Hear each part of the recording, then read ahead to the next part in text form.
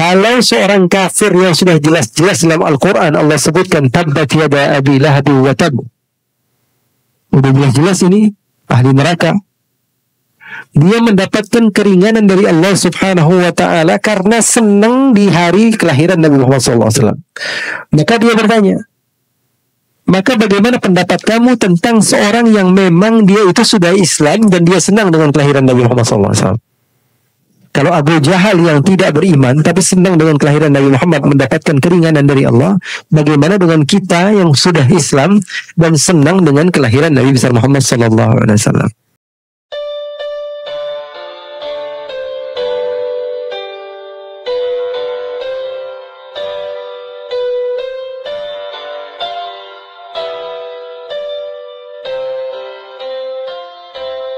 Allah nggak mungkin nyiptain kita di akhir tahun, di akhir hayat ini, di akhir zaman, kecuali karena Allah tahu kita ini nggak bakalan kuat. Kalau saya sih nyadarnya begitu, sadar diri aja gitu. Wah, saya pengen nih hidup, coba saya hidup di zaman Nabi. Iya, kalau kita jadi Abu Bakar enak, kalau kita jadi Abu Jahal, betul nggak? Udah, alhamdulillah aja lah, bersyukur ya Allah, alhamdulillah saya hidup di zaman akhir, nggak apa-apa, yang penting masih beriman kepada Allah, beriman kepada Rasul, beriman kepada hari akhir, beriman kan. Muluk-muluk pengen jadi sahabat Nabi. Ketahuilah kita ini memang diciptakan oleh Allah di akhir zaman karena memang Allah tahu kita ini nggak bakalan kuat kalau hidup di zaman tersebut. Melihat berita aja udah ketipunya cepet kita, apalagi melihat harta yang banyak yang dimiliki Firaun. Sayyidina Musa punya apa? Orang miskin, nggak punya apa-apa. Kalau kita hidup di zaman itu nggak mungkin kita sampai setiap hari orang-orang di rumah datang ke rumah kita ngebisikin, Firaun ngasih duit, Firaun ngasih ini, Firaun ngasih beras, Firaun ngasih. Sayyidina Musa punya apa? Punya apa? Diejek terus menerus. Begitu dan seterusnya. Ya semua. Zaman Nabi Muhammad SAW juga begitu. Abu Jahal dengan hartanya, Abu Lahab dengan hartanya, Uqbah bin Abi Mu'ad dengan pengikutnya, pasar dikuasai sama mereka. Ya, pasar Ukaz setiap hari itu dikuasai dengan apa? Pujian-pujian kepada mereka dan penghinaan kepada Nabi Muhammad. Setiap hari orang-orang Nabi Muhammad SAW, sahabat-sahabatnya dihinakan, ada yang dicambuk, ada.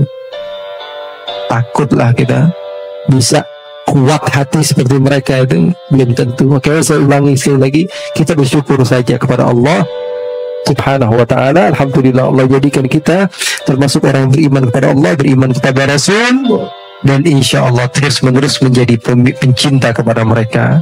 Kita cinta sama mereka, buktinya kita mau terus menerus mendengar kisah-kisah mereka, mencari tahu tentang sejarah mereka, dan insya Allah Allah Subhanahu wa ta'ala jadikan kita termasuk orang-orang yang saling mencintai karena Allah Subhanahu wa ta'ala. Ikhwani, akhwati yang dimuliakan oleh Allah Subhanahu wa ta'ala, ini itu gambaran Jazirah Arab pada masa itu. Mereka tidak punya akhlak. Salah, mereka punya akhlak, tapi nggak tahu mana yang baik, mana yang buruk. Mereka punya akhlak. Mereka pernah melakukan hilful fudul, perjanjian. Apa perjanjian apa? Kata Rasulullah SAW ketika itu Rasulullah sudah dewasa dan diundang untuk ikut dalam perjanjian tersebut. Kata Nabi, kalau saya sudah Islam dan diajak untuk diadakan lagi perjanjian seperti ini, saya adalah orang yang akan hadir. Artinya apa? Perjanjian yang baik.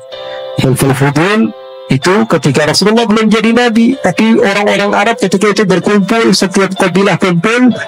Orang yang datang ke kota Mekah, kalau dizalimi kita harus bantu, kalau dihinakan harus kita bantu. Orang yang nggak punya harta kita harus bantu. Jadi mereka sebenarnya sudah ada, cuman nggak tahu mana yang baik, mana yang buruk. Seperti tadi, mereka nggak tahu gimana cara nyelamatin anak perempuan mereka supaya tidak dinikmati banyak laki-laki, akhirnya dibunuh. Nah, itu kan namanya bodoh, ya, bodoh. Kecuali Nabi Muhammad SAW lahir dari keturunan Hashim itu. Keturunan Hashim kita sudah ceritakan panjang lebar. Yang belum mendengar bisa melihat di YouTube kita, ya, di YouTube MRPJ dari awal, pengajian awal, ya. Jadi ketika Rasulullah SAW dari Sayyidina Hashim sudah saya ceritakan, anak-anaknya dari Abdul Manaf juga sudah saya ceritakan, Hashim pergi ke Palestina juga ya, di Gaza saya sudah ceritakan, kemudian Abdullah ketika itu mau dikurban sudah saya ceritakan. Ada yang ingat kan? Abdullah mau dipotong sama bapaknya, akhirnya ditukar dengan berapa? 100 unta. Kemudian juga sampai lahirlah Nabi Muhammad SAW. Kemudian Nabi Muhammad SAW disusui oleh Thuwaibah al-Aslamiyah. Siapa namanya pembantunya? Abu Lahab, ya, Thuwaibah al-Aslamiyah. Jadi Nabi Muhammad SAW nyusu pertama setelah ibunya dengan seorang wanita bernama Thuwaibah al-Aslamiyah. Siapa namanya? Thuwaibah al-Aslamiyah.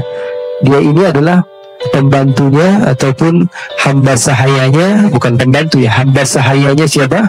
Abu Lahab. Abu Lahab paman Nabi Muhammad SAW yang tidak beriman kepada Nabi. Jadi ketika Rasulullah SAW lahir, Abu Lahab ini senang katanya. Senang, akhirnya apa? Dia merdekakan hamba sahayanya, kemudian diberikan kepada Nabi yang namanya Thuwaibah al-Aslamiyah untuk menyusui Nabi Muhammad SAW. Maka ada riwayat yang mengatakan Abu Lahab ini setiap hari Senin dia mendapatkan susu dari jemari tangannya. Jadi dia dapat siksaan di neraka, tapi setiap hari Senin dia mendapatkan air susu. Dia bisa minum air susu dari jemari tangannya. Ya, kata sebagian ulama mengatakan, "Idza kana hadza kafiran jaa dhammuhu wa tabbat yadahu fil jahim mukhallada ata annahu yawm al-ithnain da'iman mukhaffafun anhu lis-sururi bi Ahmad fama dhannu bil 'abd alladhi tula dahrihi bi Ahmad masruran wa mata muwahhida." Katanya, kalau seorang kafir yang sudah jelas-jelas dalam Al-Quran Allah sebutkan tabbat yada abi lahab wa tab, udah jelas-jelas ini ahli neraka, dia mendapatkan keringanan dari Allah Subhanahu wa Ta'ala karena senang di hari kelahiran Nabi Muhammad SAW. Maka dia bertanya, maka bagaimana pendapat kamu tentang seorang yang memang dia itu sudah Islam dan dia senang dengan kelahiran Nabi Muhammad SAW? Kalau Abu Jahal yang tidak beriman tapi senang dengan kelahiran Nabi Muhammad mendapatkan keringanan dari Allah, bagaimana dengan kita yang sudah Islam dan senang dengan kelahiran Nabi besar Muhammad SAW? Jadi Abu Jahal dapat apa? Dapat keringanan, dia bisa memakan atau meminum apa? Susu setiap hari Senin. Tapi riwayat itu wallahu alam ya banyak disebutkan oleh ulama hadis, tapi ikut kepada Al-Quran ya. Sebagian ulama mengatakan ikut kepada Al-Quran. Al-Quran mengatakan bahwa la yukhaffafu anhumul azab wa lahum yunsarun. Orang yang kalau sudah mati, orang yang sudah mati dalam keadaan kufur, la yukhaffafu anhumul azab, tidak akan pernah ada ya, keringanan dari Allah Subhanahu wa Ta'ala. Masuk neraka sudah siksaan di neraka selama-lamanya, tidak ada keringanan sama sekali. Wallahu a'lam. Kita mudah-mudahan Allah selamatkan kita dari api neraka ini. Kalau udah masuk susah keluar lagi, nggak bisa keluar lagi udah. Betul, yang kita harap siapa? Nabi Muhammad, nggak ada lain. Nggak ada yang lain, kita ngarepin siapa lagi coba? Nabi Muhammad katakan setiap para nabi itu memiliki mukjizat sebanyak umat pengikutnya. Nabi Adam pengikutnya nggak banyak, makanya mukjizatnya nggak kelihatan banyak. Nabi Nuh, Nabi Ibrahim banyak mukjizatnya karena pengikutnya lebih banyak. Ya, Nabi Muhammad pengikutnya berapa banyak? Kalau Nabi Isa, Nabi Musa bisa mengeluarkan mukjizat yang banyak sesuai banyaknya pengikutnya. Nabi Muhammad pengikutnya berapa banyak kira-kira? Kira-kira berapa banyak pengikut Nabi Muhammad? Mana mukjizat Nabi Muhammad? Nabi Muhammad berharap mukjizat itu lebih tampak nanti di hari kiamat. Mudah-mudahan kita ngelihat mukjizat. Mungkin salah seorang di antara kita tergelincir ke api neraka, waliyadzubillah min dzalik, tapi selamatkan, tidak ada sedikit pun terkena luka atau semisalnya. Mudah-mudahan ya, karena karomatul mukjizat Rasulullah SAW banyak umat Nabi Muhammad banyak, pahala Nabi Muhammad banyak. Kita ngajar murid satu bisa khatam Al-Quran, bangganya na'udzubillah min dzalik kita. Satu orang bisa baca Quran, kita bangga banget, wah ini murid saya nih, ya, bisa baca Quran dari awal sampai akhir sampai 30 juz. Wah, pahala saya besar nih kalau murid saya ngajarin orang lain. Murid ini, bayangin di dunia ini tidak ada yang sholat kecuali Nabi Muhammad dapat pahala. Nabi Muhammad ngajarin sahabat, sahabat ngajarin tabi'in, tabi'in ngajarin tabi'in. Setiap di antara kita bisa Allah, Nabi Muhammad dapat pahala. Setiap di antara kita berwudu, Nabi Muhammad dapat pahala. Setiap di antara kita takbir, Nabi Muhammad dapat pahala. Setiap di antara kita belajar, Nabi Muhammad. Bayangin pahala Nabi Muhammad, coba. Bicara masalah pahala jariah Nabi Muhammad SAW begitu hebat. Makanya Nabi Muhammad SAW begitu tidak pantas bagi kita untuk dipuji karena memang udah tinggi. Pusing mau mujinya.